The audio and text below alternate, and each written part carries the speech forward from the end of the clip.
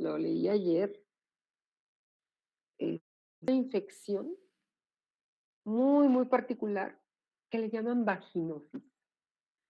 Dicen que son bacilos gram negativos, que son anaerobios estrictos.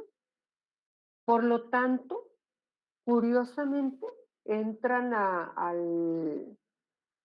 al ciclo anaerobio y producen ácido láctico.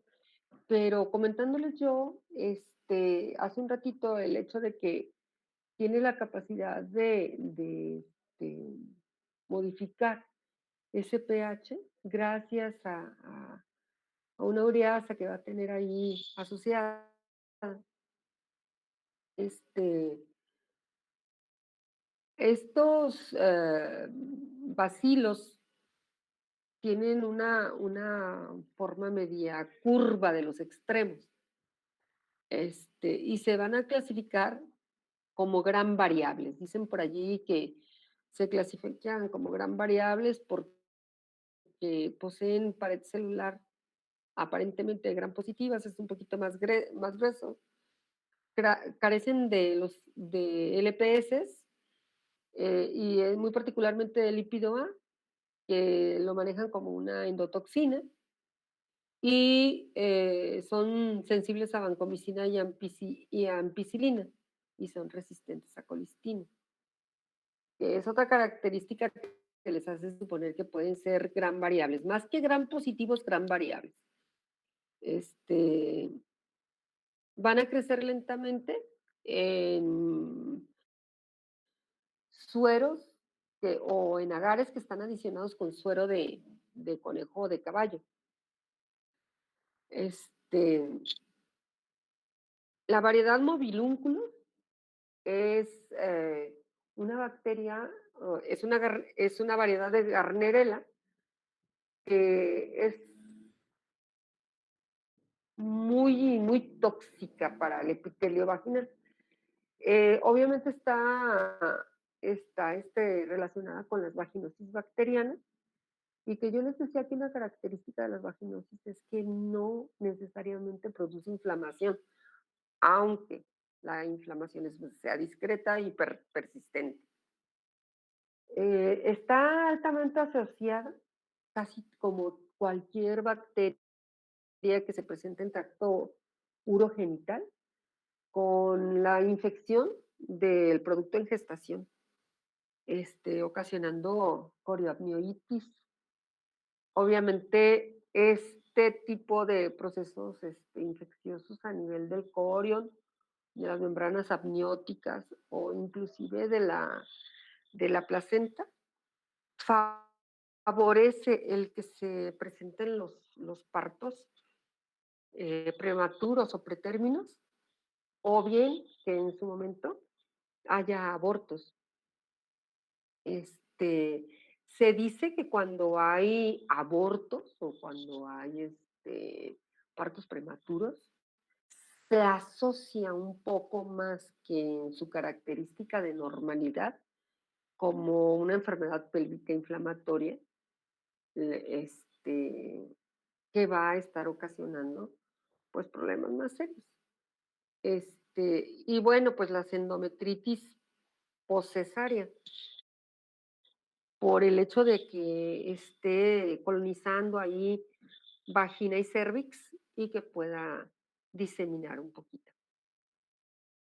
Este, Insisto, se tiene como muy, muy de primera mano que más que vaginitis hace vaginosis, ¿sí? Este, Va a tener es muy hábil para mm, utilizar el hierro como sustrato, de ahí que va a tener una toxina que lisa eritrocitos con ese afán. Este, Se dice que actúa como una porfirina, o sea, va a a debilitar la pared celular y va a hacer pequeños poros. que hace que, bueno, los eritrocitos se rompan y liberen, la hemoglobina, ¿no? Em, Antes, se asociaba a hemófilos y se le llamó en un tiempo Haemophilus vaginalis. La presencia de flujo vaginal, que es relativamente molesto en las mujeres, y muy frecuentemente la vemos colonizando el surco balano prepucial en los varones, este, produciendo balanitis, por afectación básicamente del surco balano prepucial y uretritis. Pero como ustedes han estado viendo, todas las bacterias que producen inflamación de eh, tracto urogenital, pues no son muy sintomáticas de preferencia, ¿no? Miren, aquí están los sangraditos que produce, las pequeñas hemorragias en el epitelio, y eso lo hace, les decía, para poder obtener ese hierro. Eh, Va a tener una característica muy interesante. Las células epiteliales de la vagina las rodea en todo su contorno, por, por las pequeñas garnerelas. Todas estas son garnerelas, miren, todo esto que ustedes ven aquí. Y se va pegando en el contorno y les da un aspecto de nubes, de borreguitos, por decirlo de alguna manera, a las células epiteliales, y se les llama células guía o células clave. Y es justamente las células epiteliales que están cubiertas por garnerelas, por bacilos, ¿sí? De hecho, les voy a decir que cuando se encuentran las células guía en un frotis o un Papa Nicolau, es patognomónico o es casi seguro que es Gardnerella lo que está ahí, porque nadie hace esa forma. Y entonces, las vaginosis bacterianas están asociadas a la presencia de células guía o células clave, o les llaman células CLO también. Bueno, las endometritis, bueno, como ustedes saben, van a ser infecciones que van a ir de la parte baja y que con mucha facilidad ascienden y van a ocasionar el endometrio. O bien cistitis.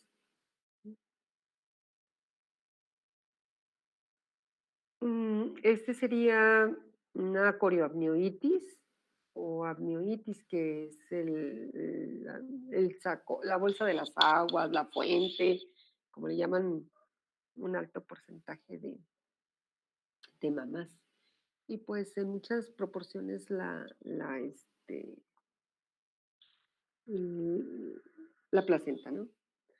Este, ay, parece que me regresé.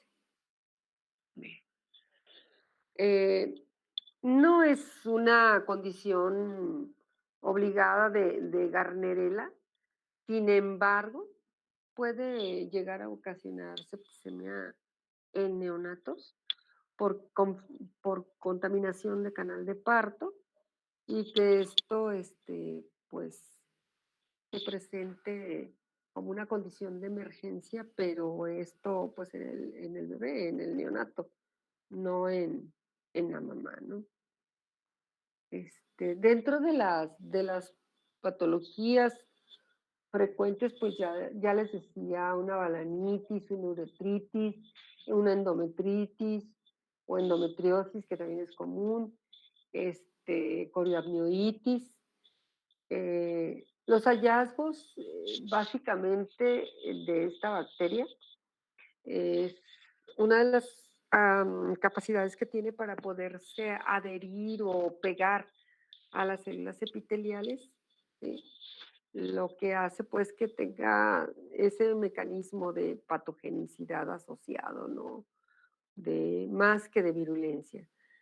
Se asocia a transmisión sexual, pero también se ha encontrado casos de mujeres sin contacto sexual previo, por lo que se le puede considerar como parte de la flora vaginal normal, que esto no resulta ser frecuente, ¿eh? Les digo, de entrada, desde el momento en que van a estar ocasionando un proceso inflamatorio, aunque sea discreto, y hacen vaginosis inespecíficas, es importante que la erradiquemos, pues. Dentro de los factores de riesgo asociadas, no solamente a esta bacteria, sino a todas las bacterias que entran a tracto urogenital muy particularmente, están proscritas, se pudiera decir, las duchas vaginales, porque eso va a favorecer a que haya alcalinización y esto favorezca a que Gardnerella se presente. Por lo que ya les había dicho, le gusta el ambiente alcalino. Y bueno, pues las frecuencias de los coitos también alcaliniza. Otra de los factores de riesgo es que haya promiscuidad sexual, el uso de hormonales orales, porque también cambia el pH, antibióticos, la diabetes, el embarazo también cambia el pH, y que sea una paciente que constantemente se está haciendo revisar, ¿sí? O bien que haya habido contacto directo con secreciones infectadas de otros pacientes. La secreción tiene la característica, Gardnerella, de hacer una desaminación de proteínas. Y esa desaminación de proteínas va a producir un olor característico por la presencia de aminas, que es un olor a pescado, pero a pescado podrido, o sea, huele a un pescado en descomposición. Lo que hace pues que inclusive este olor se exacerbe también cuando ha habido un coito. Después del coito, por la presencia del semen y la alcalinización de la vagina, el olor se percibe más. Y les decía, pues es por la desaminación de proteínas. Va a tener una gran cantidad de anaerobios asociados. De hecho, Gardnerella vaginalis es una bacteria que no está sola, siempre va a estar asociada a alguien más. El pH de las secreciones vaginales es mayor de 4.5, yo ya les decía, 4.5 y hasta 5. Cuando el pH, muchachos, hay un proceso infeccioso con algo de sintomatología y el pH está entre 4 y 5 es Gardnerella, ¿sí? Es muy proclive a vivir en ese pH. Este, Se pueden hacer sondas de DNA para la detección de esta bacteria. Eh, es importante que les diga que normalmente una vez que ha habido contacto, la secreción de contacto sexual, digo, va a haber humedad, pero se aumenta después del contacto sexual y pues va a ser un trasudado, que es herrumbroso, que es gris oscuro, puede ser, y que pues es importante que cuando esto se presenta, usemos tratamiento, ¿sí? El tratamiento va a ser fundamentalmente indicado para microorganismos anaerobios y el medicamento más utilizado y de primera elección es metronidazol. Yo siempre les comento que eh, el metronidazol va a tener dos efectos. Uno, el que le vamos a indicar para la vaginosis bacteriana, que en este caso es producida por Gardnerella, y la otra que es un antiparasitario de primera línea, ¿no? También se puede utilizar crema de clindamicina. que también es muy útil para anaerobios.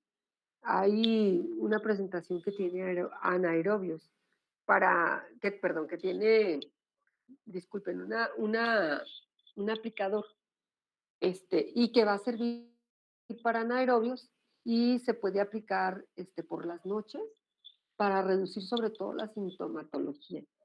Y, aún a pesar de eso, pacientes que ya han tenido Garnerela recidivan, vuelven a presentarla, ¿sí? Mm, miren, no, pensé que era un caso clínico, que hubiera puesto, este, Irisperol. Eh, ¿Algo que ustedes hayan leído, que quieran comentar, muchachos? Les digo, una alta asociación con otros microorganismos que están ahí. De hecho, Garnerella difícilmente se va a encontrar sola. Casi siempre va a estar asociada a otros microorganismos que afectan allí ¿cómo se llama? El tracto urogenital. Este, de entrada se asocia mucho con cándida, con tricomonas, con clamidia, que son algunas bacterias que coexisten precisamente con Gardnerella, ¿sí? Mm, algo que, algo que hayan leído ustedes.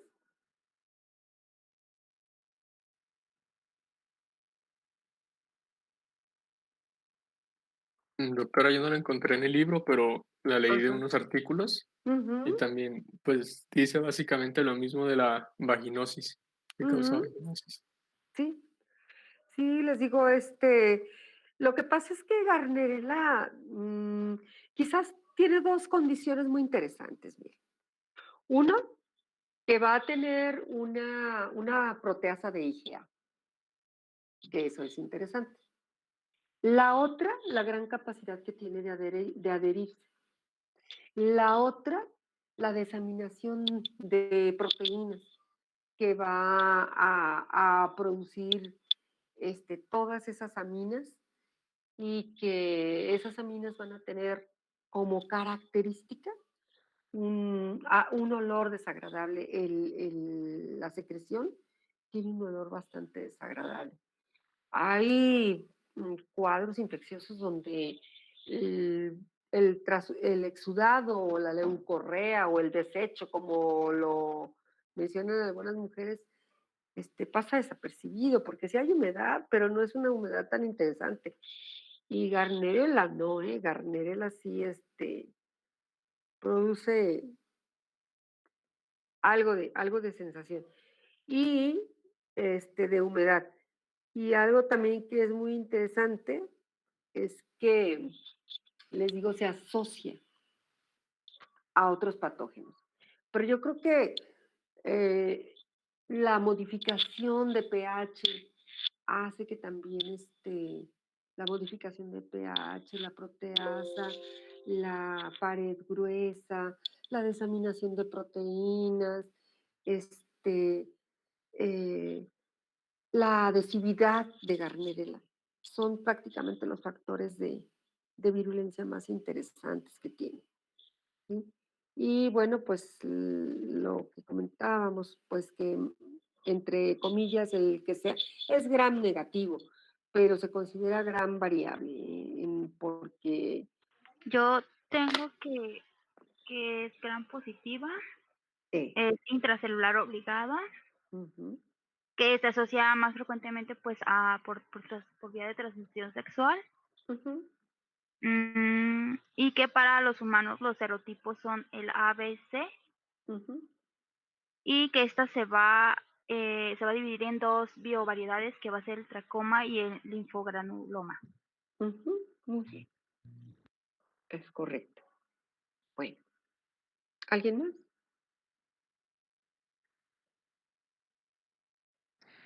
Yo también leí que, bueno, iba, como ya lo mencionó Aranza, a tener el tracoma y la lineogranuloma, que El linfogranuloma. sí, perdón, Ujú, linfogranuloma. En el tracoma iba a tener un proceso granulomatoso inflamatorio crónico ujú, que se iba a presentar en la superficie del ojo, iba a tener una ulceración corneal y una cicatrización, una formación ujú, de panus y ceguera. ujú, ujú. Y pues con esta conjuntivitis también iba a ocasionar como otra enfermedad asociada, que incluso en adultos iba a tener un proceso agudo y iba a producir dermatitis y generalmente pues inflamaciones. Okey. Bueno, Clamidia trachomatis es una bacteria muy particular, muchachos, porque va a tener, eh, digamos que 2 fases importantes. La bacteria se puede encontrar en medio ambiente en una forma inactiva, y una vez que la bacteria penetra al humano en esa forma inactiva, pero que es, infecciosa, ¿sí? Que se llaman cuerpos elementales, entra al macrófago y ahí en el macrófago se activa la bacteria, se activa y hace lo que se llaman los cuerpos reticulares. Los cuerpos reticulares es la forma mm, metabólicamente inactiva, pero es la que produce infección. Entonces, esa multiplicación va a empezar a dar sintomatología, que es básicamente lo que detectamos en esta bacteria. Es altamente sintomática, ¿no? Por lo que ustedes ya comentaban. Primeramente, una serovariedad va a producir el tracoma ocular, que es un proceso inflamatorio bastante severo y crónico, y que puede hacer que, de hecho, se le considera ser uno de los principales bacterias que producen ceguera y que es pues prevenible, ¿sí? Se le considera sea una de las bacterias más importantes productoras de ceguera en el mundo en la actualidad. Y bueno, pues como les decía, aparte de ser una ceguera que se puede prevenir. Y la otra es el linfogranuloma venéreo. Ese linfogranuloma venéreo va a tener la particularidad de que una vez que entra al humano, va a viajar por tejido linfoide y va a hacer algo que se llaman bubones. Es que es un proceso inflamatorio o una infartación, como ustedes lo entiendan mejor, del ganglio linfático, haciendo eh, pues unos nódulos bastante importantes que se ven a través de la piel y que el proceso inflamatorio llega a ser tan importante que fistulizan por allí y entonces de la fístula se extrae este ah, tejido linfoide, pero con pus, con sangre, y está fistulizando al exterior. Ahora, clamidia puede hacer un chancro de inoculación, que también eso es interesante, ¿verdad? Que lo deja como una especie de eh, un primer contacto, vaya, con la bacteria, que tiene pues ciertas características. Y entonces, bueno, ahorita vamos a ir viendo todo eso, se los estoy comentando, pero ahorita vamos a ver. La infección genital es la principal causa de infertilidad en el mundo. ¿Por qué razón, muchachos? Porque las infecciones, sean inflamatorias, altamente inflamatorias o no altamente inflamatorias, son inflamatorias, en pocas palabras. Si yo les hablo a ustedes de que el hecho de que haya un trasudado celular en mayor o menor grado, a mí me habla de inflamación, pues tal vez ustedes no me lo quieran creer, pero es así. Y un proceso inflamatorio discreto, mucho, poquito o nada que se presente durante mucho tiempo, me va a dar problemas a futuro. Y esos problemas a futuro son el esperar que haya una obstrucción de trompas de falopio o de conductos deferentes y que produzca una infertilidad secundaria, que es lo que les estaba yo comentando hace un momento. A esto se le llama EPI, enfermedad pélvica inflamatoria. No solo pues en las afecciones tubáricas, sino en cada una de las diversas partes de la anatomía genital, tanto masculina como femenina. En varones es común encontrar epididimitis, es común encontrar los conductos deferentes obstruidos, es común uretritis, ¿sí? Entonces, todas estas condiciones, muchachos, nos van a llevar, pues, a hacer o una infertilidad secundaria en el varón o una infertilidad secundaria en las mujeres. Y fíjense, algo que quizás valga la pena comentar, es más común ver enfermedades pélvicas inflamatorias en mujeres que en hombres. Según la OMS, alrededor del 90% de los trastornos diagnosticados son a causa de infecciones maltratadas. El porcentaje de mujeres con cervicitis por gonococos fluctúa de un 8 a un 20%. Las mujeres con cervicitis por clamidia de un 8 a un 10%. Ya lo comentaban ustedes hace unos momentos que clamidia va a pertenecer a dos géneros principales. Perdón, hablando de clamidia y clamidófila, que a partir de ahí se desprenden todos los demás especies. Vamos a encontrar de esa clamidia, no de clamidófila, vamos a encontrar clamidia trachomati, clamidia psittacea y clamidia pneumoniae. Se considera que para que clamidia se pueda multiplicar, requiere de células vivas, dado que es un intracelular obligado. Algo también característico de clamidia es que no tienen, en la cadena respiratoria no tienen citocromos. Por ende, no pueden sintetizar ATP por la vía aeróbica, ni reoxidar el fosfato de la nicotinamina adenina dinucleótido, que es el NAT reducido, ¿sí? Entonces, dado a la carencia de citocromo.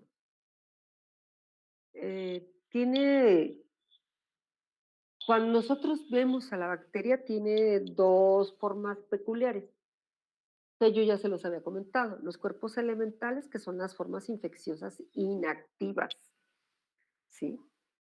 Desde el punto de vista metabólico, pero que van a resistir interesantemente a condiciones o a factores ambientales. De ahí que yo les comentaba que esta forma es la que puede estar fuera del paciente, la que podemos encontrar en el ambiente. Los cuerpos reticulares, ¿sí?, que no son los elementales, van a ser la forma no infecciosa, pero sí parasitaria. Déjenme cerrarle un poquito aquí para verlos, porque luego de repente, como que quiero confirmar que eso haya quedado claro. ¿Está claro cómo se presentan esas dos formas, muchachos? Para que el paciente se pueda infectar, necesita infectarse con cuerpos elementales. Son los infecciosos. Pero para que el paciente manifieste sintomatología, tiene que haberse activado la bacteria y pasar a cuerpos elementales. ¿Dónde va a ser el paso de cuerpos reticulares a cuerpos elementales? En el interior del macrófago. ¿Sí? Y entonces, una vez que tenemos cuerpos elementales, los cuerpos elementales a su vez van a dar cuerpos reticulares que van a estar haciendo todo el proceso otra vez. Y van a estar infectando más y más y más células. ¿Sí? Entonces, esa es la característica de clamidia trachomatis. Clamidia trachomatis, muchachos, incluso se va a transferir por vía linfática, por vía sexual, de una manera muy rápida. Hay pacientes, no se creen ustedes que solamente los niños se ponen ciegos, también los adultos. ¿Sí? ¿Por qué razón? Porque cuando manipulan los genitales de alguien que está contaminado con clamidia y posteriormente se tocan las mucosas, se siembran ahí la bacteria. Y esto hace que el paciente tenga un panus, que el panus es el proceso inflamatorio crónico de párpados, y esto va a dar como consecuencia que el borde libre de las pestañas se invierta y eso haga que se produzca pequeñas ulceritas que cuando cicatrizan hacen opacidades de cristalino. ¿Sí? Entonces, pues esa es la condición que se va a generar. Ahí voy, ¿eh?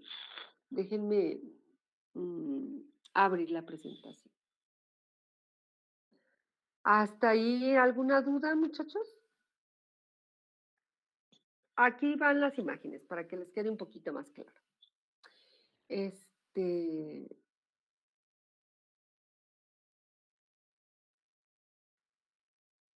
yo les decía entonces que tiene que estar el complemento, los cuerpos elementales y los cuerpos reticulares para que la activación de la infección por clamidia se dé. Aquí van a estar ustedes viendo el cómo llega al macrófago, favorece el que el macrófago la parasite.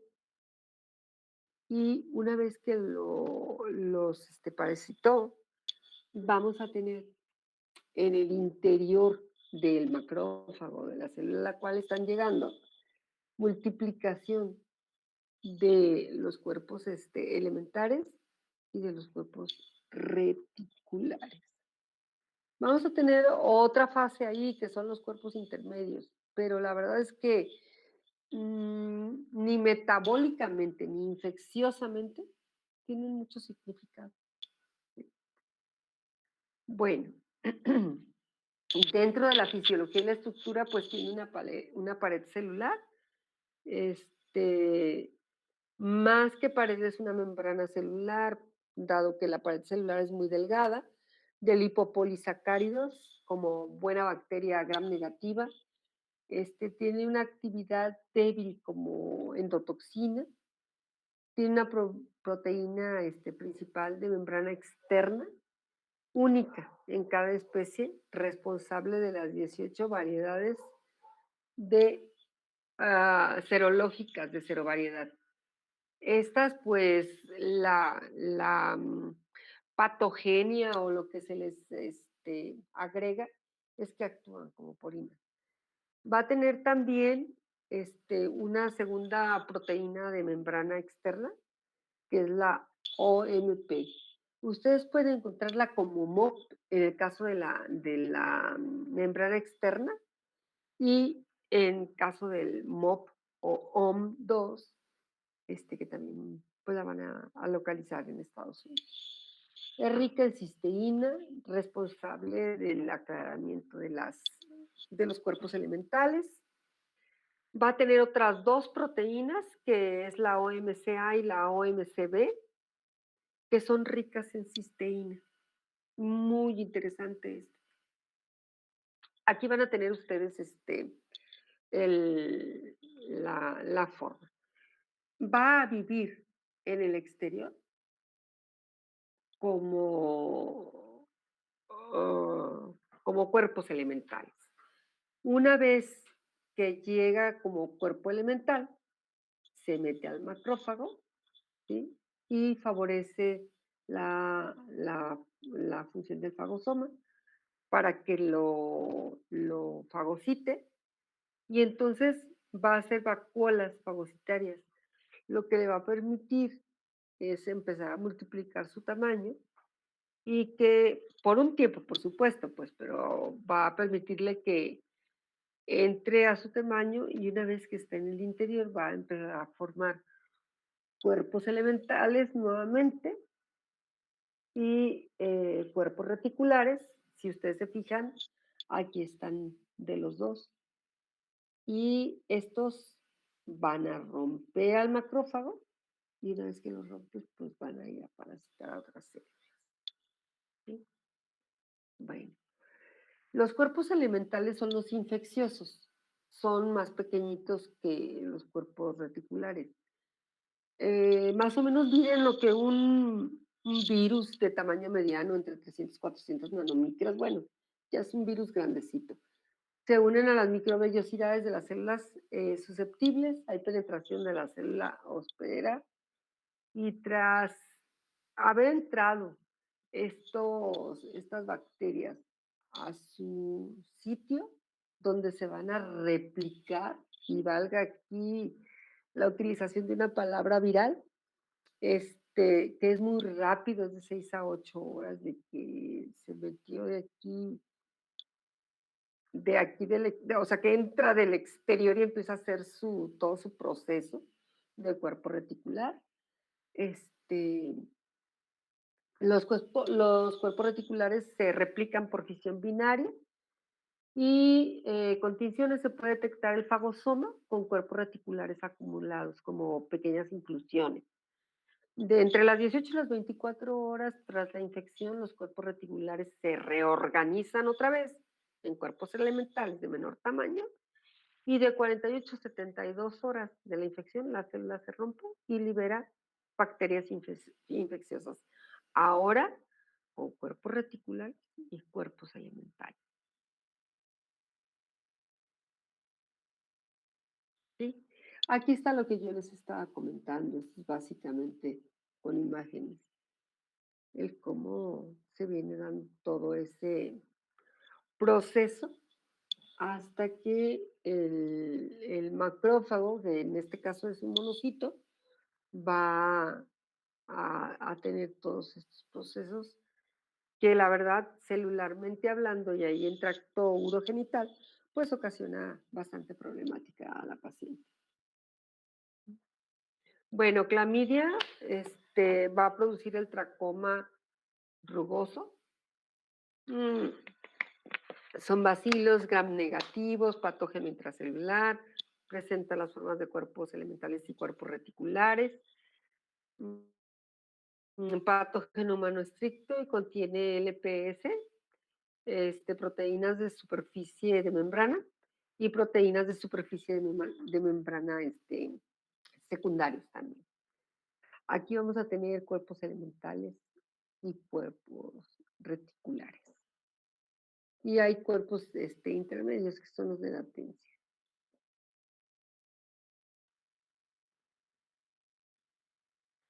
Bueno. ¿Hasta ahí alguna duda? Yo sí, perdón, la foto anterior, esa es la tinción de Giemsa que comentaba el libro. De Giemsa. Ajá. Es la tinción de Giemsa. Giemsa se utiliza para detectar bacterias o virus intracelulares. Bueno, los virus son intracelulares todos, pero bacterias intracelulares, básicamente. ¿Sí? O parásitos intracelulares. Ajá. Sí. Bueno, infecta las células epiteliales cilíndricas no ciliadas, cuboidales y transicionales. De ahí que, si ustedes se ponen a pensar, va a infectar tracto urogenital. Las células epiteliales de tracto urogenital tienen un epitelio de transición que se llama urotelio. ¿Sí? Va a tener unas células cilíndricas altas cuando está en reposo y cuando está distendido se hacen planas. Entonces eso le llamaríamos un epitelio de transición, ¿no? Forma una inclusión única y redonda para cada célula, contiene ADN plasmídico y sensible a las sulfamidas. Sin embargo, hay pacientes que muestran resistencia. Aquí estarían más o menos los tipos de clamidia de la cual yo les hablaba. Clamidia citasi-neumonía va a ocasionar alteraciones a nivel del tracto gastrointestinal, perdón, de tracto respiratorio, alto y bajo. Tracomatis, miren, pues aquí el tracoma ocular, que insisto, es de los principales que deja un tracoma ocular y va a ser ciego para toda la vida. Hace inclusión de conjuntivitis, proctitis,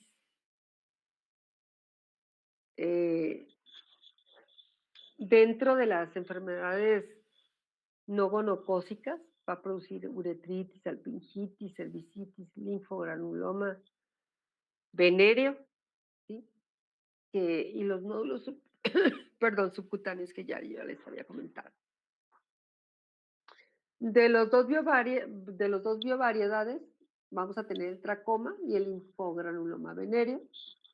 Y dadas las proteínas de superficie de membrana externa, vamos a tener 0 variedades. Y estas 0 variedades, gracias a la proteína de membrana externa, las vamos a ver divididas en esta secuencia. Vamos a tener la A, la B, la BA y la C que produce el tracoma, ¿sí? O sea, la alteración a nivel de ojo. De la D a la K, la enfermedad del aparato urogenital, atendiendo obviamente el tracto urogenital, rectal y oral. Básicamente todos los orificios naturales, ¿no? Y el linfogranuloma venéreo, que va a ser L1, L2, L2A, L2B y L3. ¿Sí? Básicamente asociado a la L por linfogranuloma. Va a afectar principalmente a uretra, endocervix, endometrio, trompa de falopio, ano, recto, aparato genitourinario y conjuntiva. Y ya les había dicho, con el solo hecho de que solamente se toque, con eso es más que suficiente. Altamente contaminante. Bueno. La biovariedad linfogranuloma venéreo se replica en células del sistema linfoide.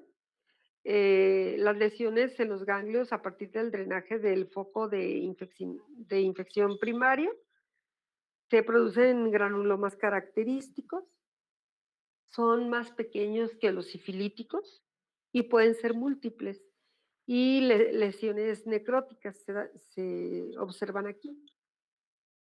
Desencadenan una respuesta inflamatoria. Aquí no es el caso de Gardnerella, que se le toma a la consideración de que puede hacer vaginosis. Está todas las partes y todas las veces hace proceso inflamatorio donde quiera que sea que está infectando. Sí, y posterior a la ruptura del ganglio se forma un absceso o una fístula, ¿verdad? Y ahí no se ve bien, pero pues, bueno, la biovariedad tracoma tiene una respuesta inflamatoria muy grave, un daño tisular importante que ya lo habían comentado ustedes hace un momento por ahí que decían que produce panus, ¿sí? Hay pérdida de la ¿cómo se llama? De la visión, importantemente, por infección ocular crónica. Y bueno, pues esto va a cicatrizarse, ya les decía, lo que va a salir es el borde libre de la pestaña invertido, lo que va a estar erosionando el ojo y va a haber secundariamente una infección sexual o genital y disfunción sexual por la infección genital. ¿Sí? Bueno, este es el proceso inflamatorio, este es el panus. Se dice, muchachos, que hay 100 millones de infecciones urogenitales en el mundo, cuyo agente causal, pues es clamidia.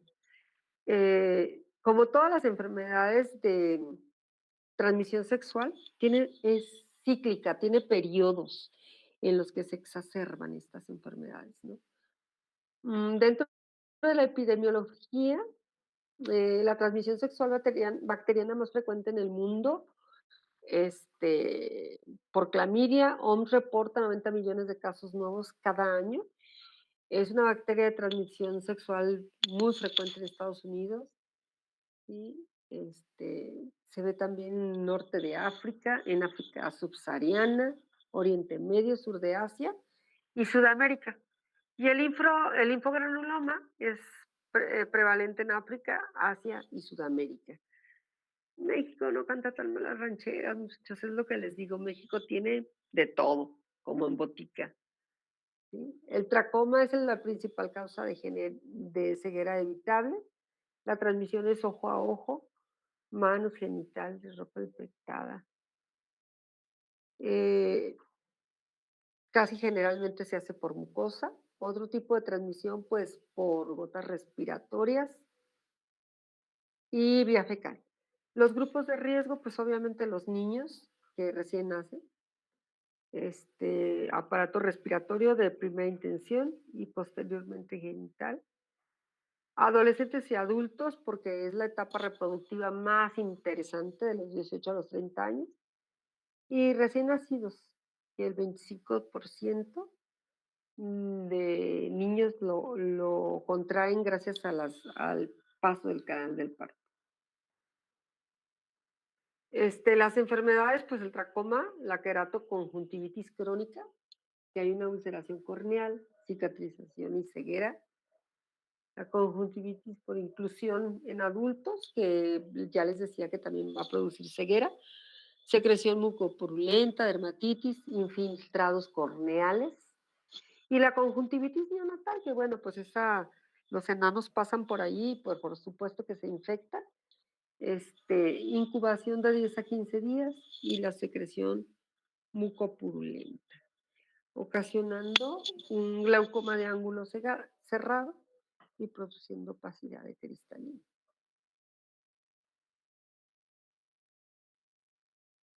Así más o menos como ven.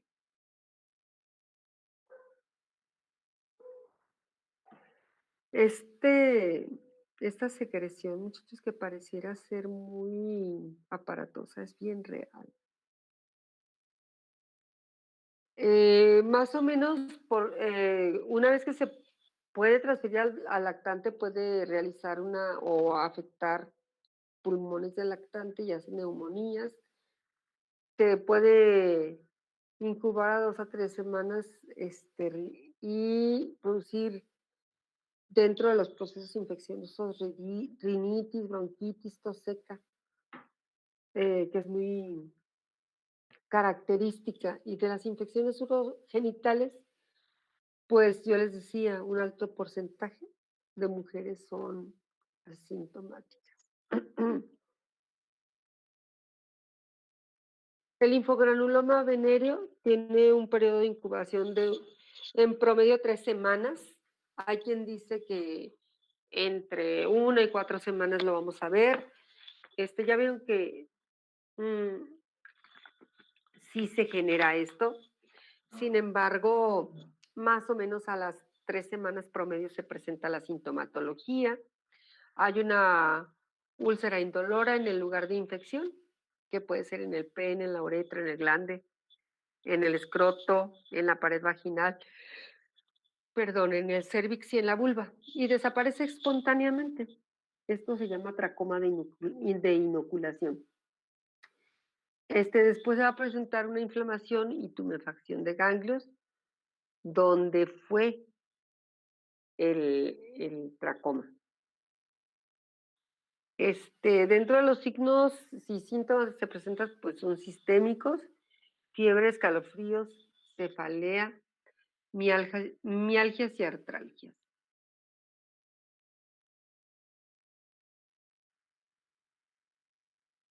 En cuanto al linfogranuloma venéreo,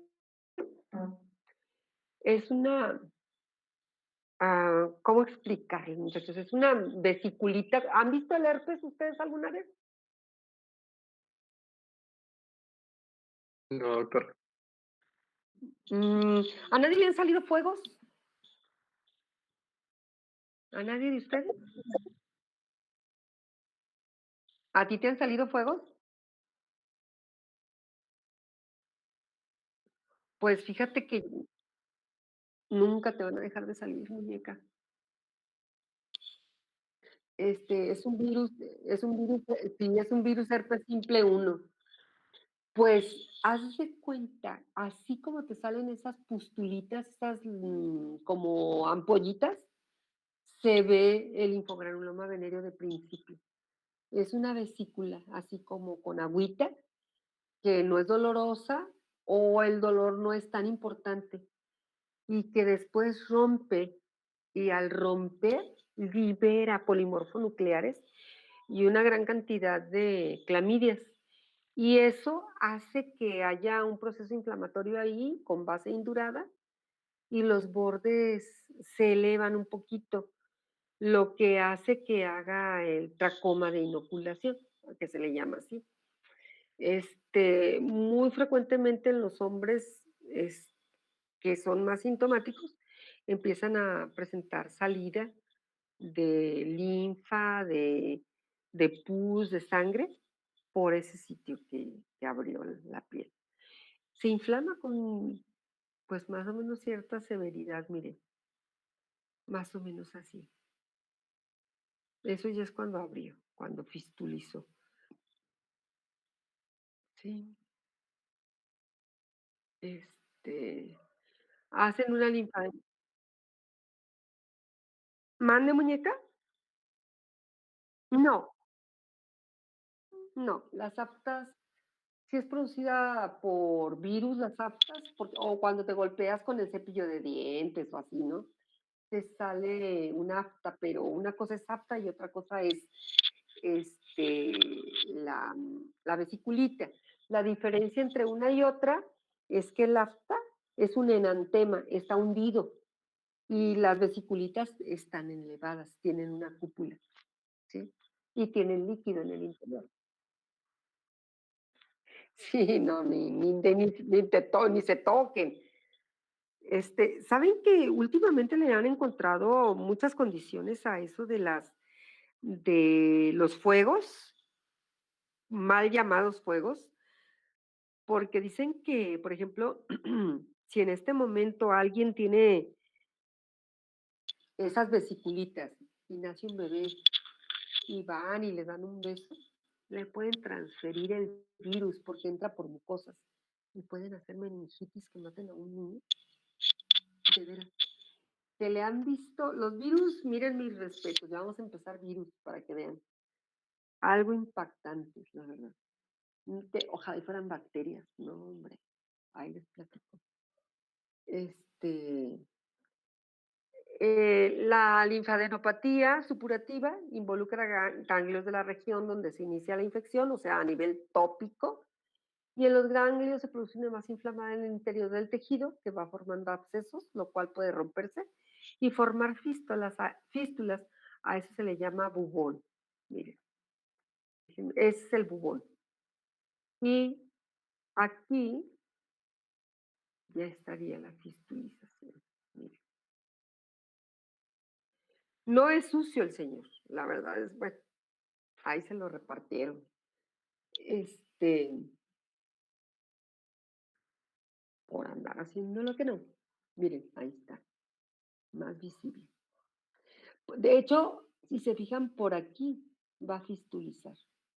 Si fuera un paciente que tuviéramos a la vista, por aquí es donde va a fistulizar por primera vez, por aquí o por esta cúpula de arriba. La parte más brillante, más adelgazada es por donde fistulizan. Va a haber cambios fibróticos una vez que se presentó la fistulización y anormalidades en el drenaje linfático, dando alteraciones funcionales. Se prevé que para el 2020, 12 millones de personas en el mundo serán ciegas gracias a clamidia trachomatis. La respuesta inmune está implicada básicamente por el daño tisular, cumpliendo con un rol de TH1 y estos van a producir interferón gamma y factor de necrosis tumoral alfa. La presencia de TCD8 y células dendríticas reclutadas en el sitio de infección, pues va a ser muy común que las veamos ahí en el sitio del bubón o del área inflamatoria periférica. Se van a necesitar cultivar en cultivos de células McCoy y células ELA, que son líneas de células vivas para que se puedan cultivar. La sensibilidad del cultivo varía entre un 80 a un 90%. Y se producen anticuerpos monoclonales. El diagnóstico también se puede hacer por pruebas serológicas, IgG. ¿Sí? Las pruebas de antígeno, ¿sí? El anticuerpo fluorescente directo, ELISA y pruebas de ampliación molecular por PCR-RT. El tratamiento para el linfogranuloma venéreo, pues doxiciclina y eritromicina. Para infecciones oculares, acitromicina y doxiciclina. Y para conjuntivitis neonatal del recién nacido, eritromicina. De hecho, eritromicina se da como profilaxis oftálmica al nacimiento. A todos los niños que nacen, tengan o no tengan, se les ponen unas gotitas de cloranfenicol mientras está en el hospital. Bueno, es una imagen. Y pues,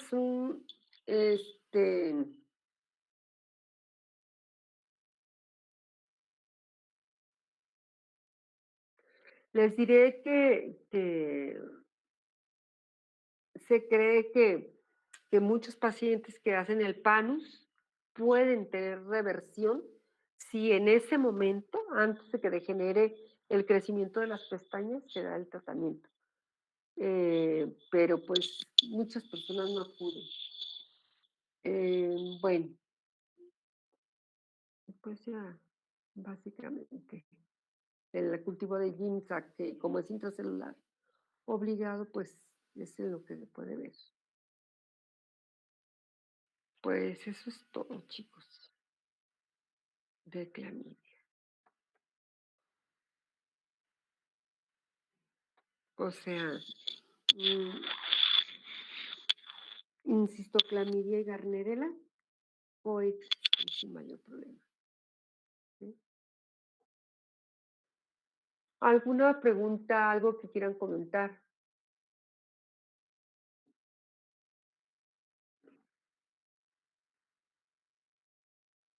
Gerardo, Brandon,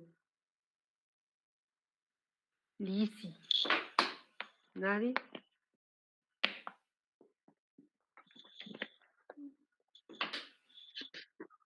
Doctora, yo sí me quedo con una duda. Dime.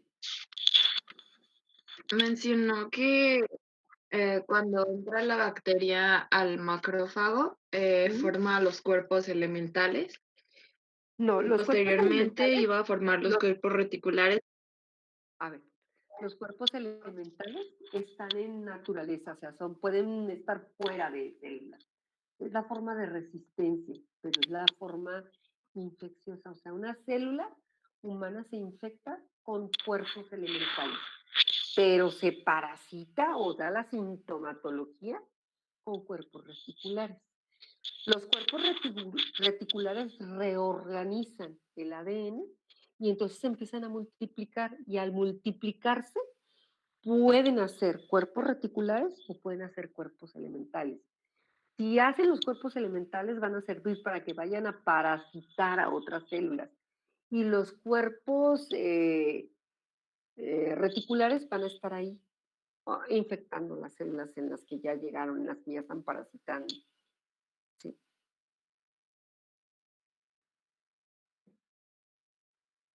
No sé si quedó claro. Sí, esa era mi duda, gracias. ¿Sí? En verdad, Sonia, no sé si quedó claro. Los cuerpos elementales son de inicio y los cuerpos reticulares son los de parasitación. Sin embargo, al reorganizarse, produce cuerpos elementales y reticulares, Clamidia trachomatis. Unas para que continúen infectando y otras para que se estén allí, ¿verdad? Infectando otras células.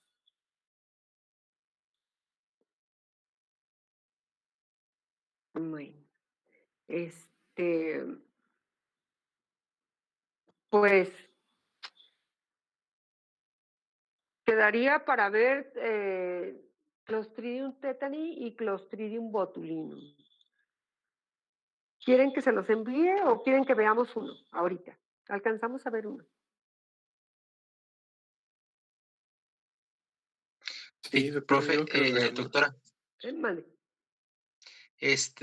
sobre Tetani, en la clase pasada, mire, yo no le voy a echar mentiras, no tengo lista la presentación, pero habíamos dicho que yo le iba a exponer, no sé si la podríamos dejar para mañana o si. Mañana no podemos porque es el examen. Oh, rayos. O entonces para el próximo lunes.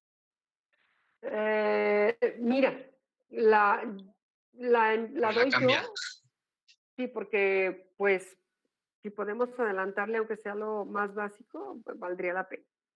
¿No? Ok, o si quiere me la puede cambiar, me da otra bacteria, otro microorganismo y usted expone eso. Ya para la siguiente clase, ¿qué le parece? Está bien. Miren, muchachos. Bueno, lo que usted diga. Sí, no, está bien, está bien. Algo que les voy a comentar de los clostridios o del género Clostridium, que es básicamente el que vamos a hablar ahorita, el género Clostridium. Son 4 bacterias que son como muy importantes para la medicina dentro de este género. Clostridium tetani, el Clostridium botulinum, el Clostridium difficile y el Clostridium perfringens, de los cuales ya hemos visto 2, perfringens y difficile.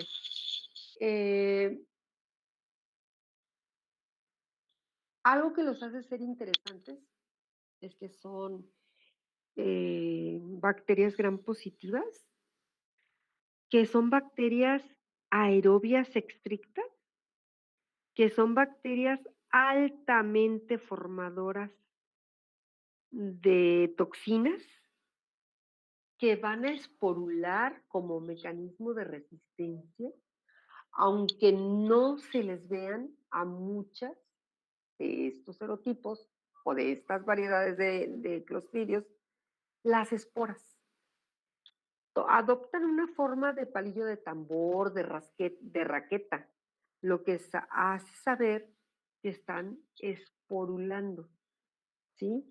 Las vamos a encontrar con esa forma de espora resistiendo a inclemencias, ¿sí? Y una vez que encuentran un humano o un organismo disponible, activan gracias a las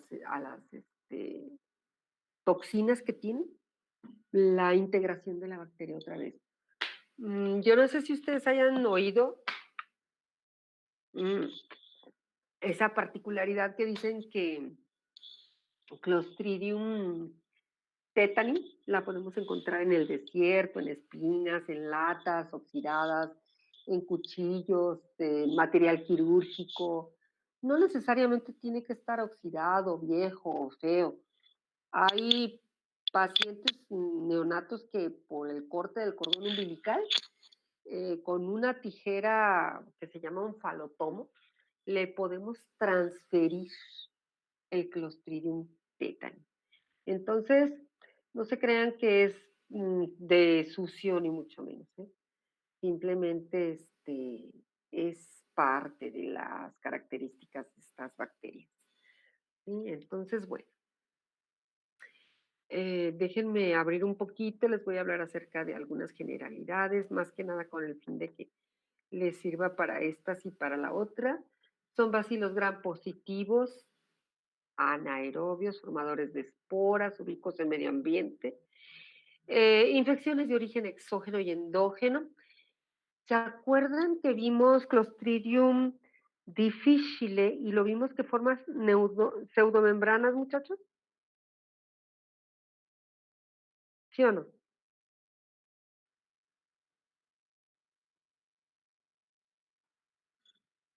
Hola, ¿sí están ahí? Sí, doctora. Sí, doctora. Voy a prender el mic.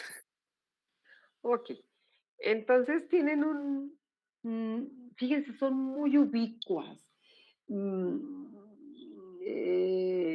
Estas bacterias muy poco hacen bacteremia, sin embargo, pueden hacerlas con mucha facilidad. En el caso de Tetani botulinum, pues hacen invasión. Su principal factor de virulencia pues es la producción de toxinas, ya les decía, y la incapacidad de reducir el sulfato a sulfito. ¿Sí? Tienen una gran capacidad de adherencia, que también eso es digno de hacerse comentar. Eh, Llegan, por ejemplo, a la chapa estriada del colon y disrumpen todo el citoesqueleto celular. Y bueno, eso ya lo habíamos visto.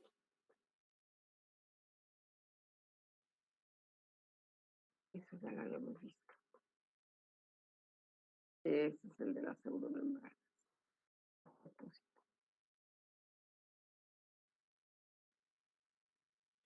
Ese sería el perfringens.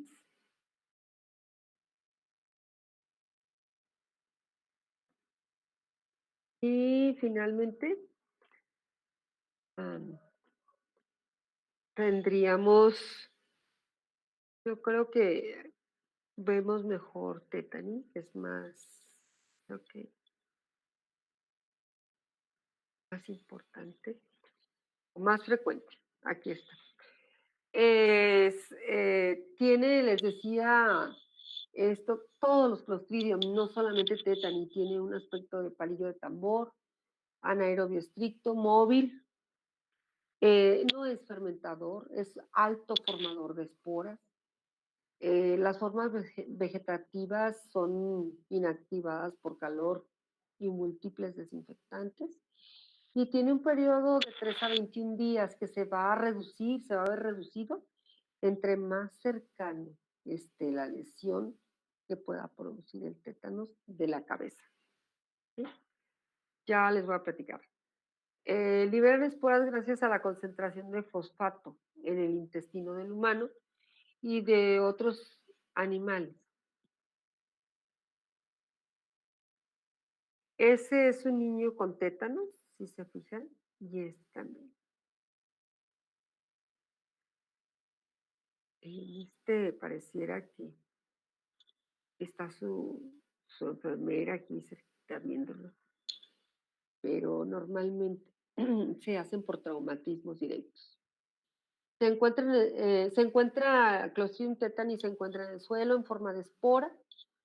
En el intestino de algunos animales domésticos, de hecho, puede salir por excretas.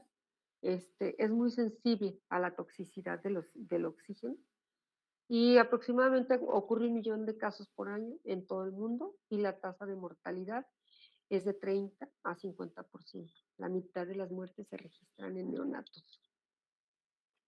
Es una enfermedad, la enfermedad que produce es el tétano y es una enfermedad aguda. No hay de que estoy en principios, no, tienes o tienes.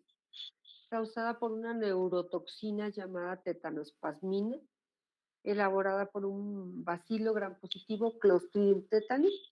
En su forma vegetante no esporulada. Otra toxina que produce el tétanos o la bacteria de Clostridium tetani es la tetanolicina. Esta va a ser una enzima que va a tener la capacidad de hacer proteólisis. ¿Sí? De hecho, es la enzima que va a destruir el ácido gamma aminobutírico. ¿Sí? Bueno, el periodo de incubación, desde unos pocos días hasta semanas, se relaciona con la distancia de la herida al sistema nervioso central. Se caracteriza por espasmos musculares intensos e intermitentes y rigidez generalizada, que básicamente son datos meningios. A esta postura se le llama opistótonos. Es una postura de la nuca con las piernas y que hace algunos años, muy buenos años, antes de que hubiera todo lo que haya ahora para tratar el tétanos, actualmente raras personas se mueren de tétanos, a menos que sean chiquititos y que no se hayan tratado adecuadamente, pero en la actualidad es rarísimo, ¿eh? Hacen esta postura que les digo que se llama opistótonos y entonces eran fracturados de la columna vertebral pues para sepultarlos cuando fallecían. El tétano neonatal tiene un 90% de mortalidad, el localizado es la clasificación de tétanos, y el cefálico, que tiene un pronóstico desfavorable. El tétano cefálico está a la par de la poliomielitis vulvar, muchachos. Hacen paro respiratorio. Bueno, las alteraciones son a nivel de la placa neuromotora, ¿sí? Y precisamente alterando neuronas gabaminérgicas o sinápticas. Es la única enfermedad infecciosa no contagiosa que es prevenible con vacuna. De hecho, se pone el TD o el toxoide tetánico. El mayor porcentaje se presenta en neonatos y el resto en mamá, o por decirlo de alguna manera, no la mamá. La vía de entrada, pues, heridas quirúrgicas y que sería básicamente el tétano neonatal, y heridas punzocortantes, que nos las podemos dar o proferir cualquiera de nosotros. ¿Sí? Ese es un trismus por contracción de los músculos faciales. En cuanto al Clostridium tetani, la tetanoespasmina se divide por una proteasa bacteriana de cadena ligera y una pesada.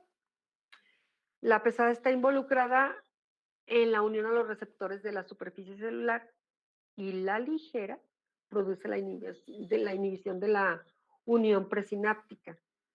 Obviamente altera la liberación de neurotransmisores, lo que hace que se produzca pues un tétanos clínico, ¿verdad? Espásmico. Actúa principalmente en médula espinal, donde frena los inhibidores de las neuronas motoras alfa, llevando en consecuencia a un aumento sostenido del tono muscular. Ya les decía, es muy espástica, es muy dolorosa, dado eso. La tetanoespasmina altera la unión neuromuscular de la médula espinal, cerebro y sistema nervioso simpático. Ese es un chiquito con tétano. Y aquí pues las esporitas. Puede diseminarse en dirección central a través del transporte intraaxonal a lo largo de los nervios motores hasta la médula espinal. Se puede diseminar por vía hematógena si la cantidad es muy elevada de bacterias. Y pues miren, ese es un factor de riesgo.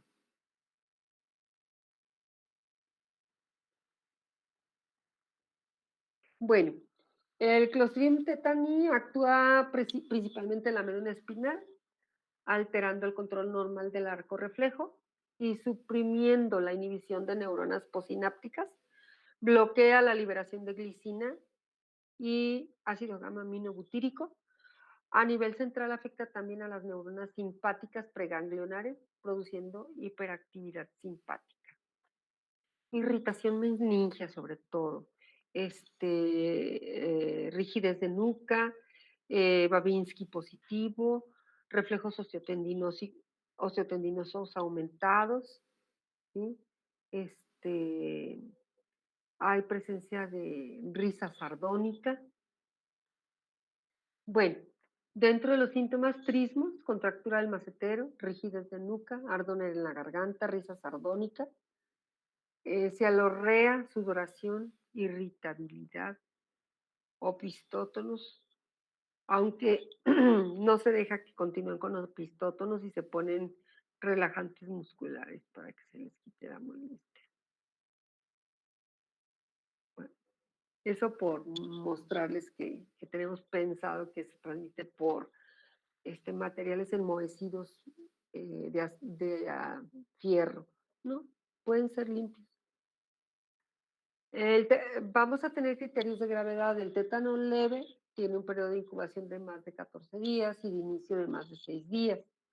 Va a haber trismos, o sea, la risa sardónica que le llaman.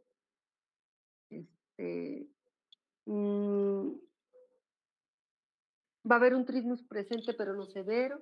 No hay tanta disfagia, no hay tanto dolor de garganta o ardor. La contractura muscular puede ser localizada al sitio donde hubo la lesión primaria. El tétanos moderado va a tener un periodo de incubación de 10 a 14 días con un tiempo de inicio de 3 a 5 días. Trismos marcado, disfagia, ahí ya se presenta este dato. Rigidez muscular generalizada desde el principio. Puede haber estreñimiento importante. Calidad vital reducida, los reflejos espasmódicos son violentos, pero obviamente no hay disnea severa. Y en el tétanos grave, que el periodo de incubación es menor de 10 días, el tiempo de inicio de enfermedad menor de 3 días, y todas las condiciones anteriormente mencionadas con un carácter severo. Ese es un criterio de gravedad, está cerca de la cabeza, pero aparte una lesión importante ahí en el párpado superior.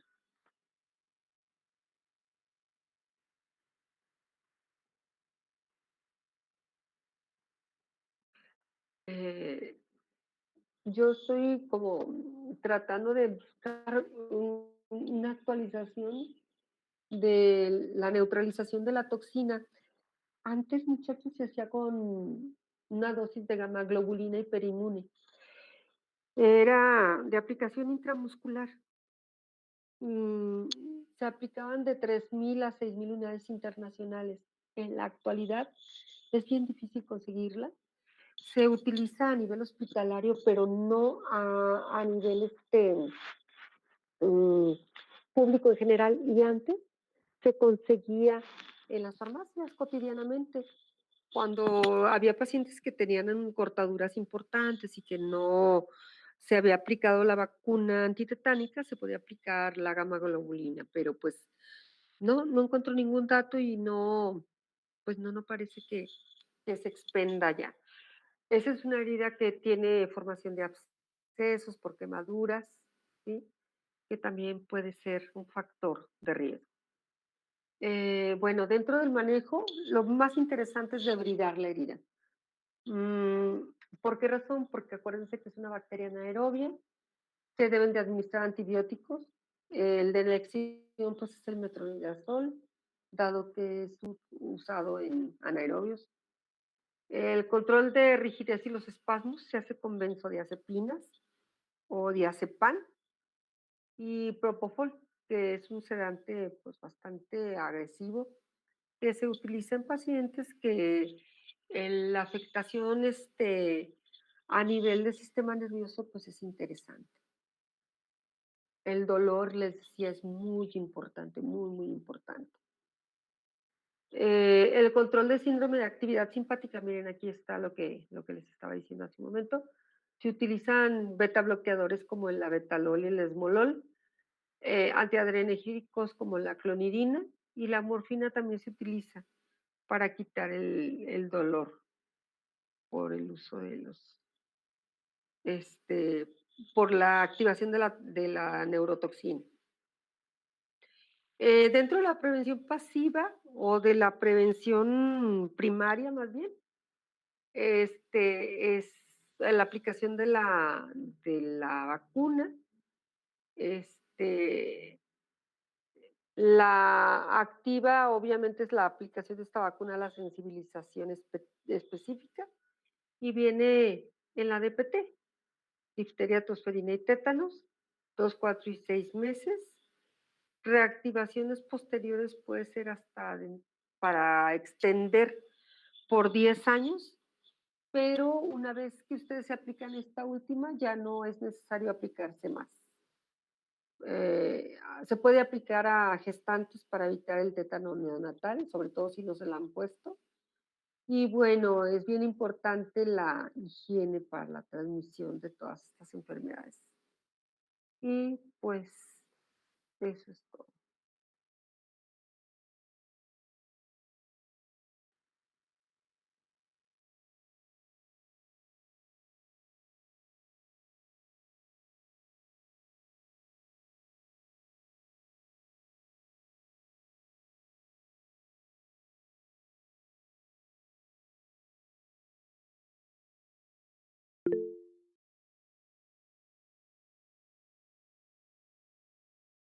Sí, se salió.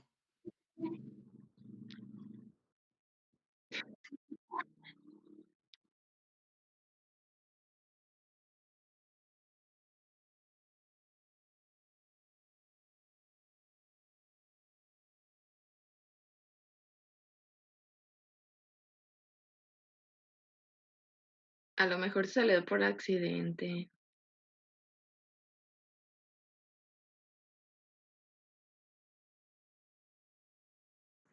Ya se acabó. Son 8 minutitos libres.